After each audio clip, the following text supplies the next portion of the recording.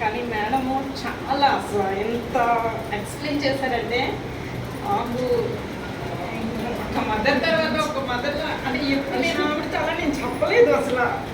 నా ఫ్రెండ్స్తో కూడా చెప్పాను కానీ ఆవిడతో నేను అసలు చెప్పలే.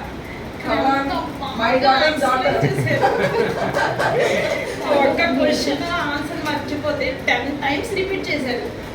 అయినా 10 times కూడా ఒక మదర్ ఎలా విసుకోకుండా ఉంటారో అంతలా వివరించారు. ఒక మదర్ తర్వాత మదర్ లాగే ఈవిడేనండి అసలు. నాకు చాలా అసలు నేను ఎప్పుడు మేడం చెప్పలేదు కానీ చాలా ఇష్టం. ఎప్పుడు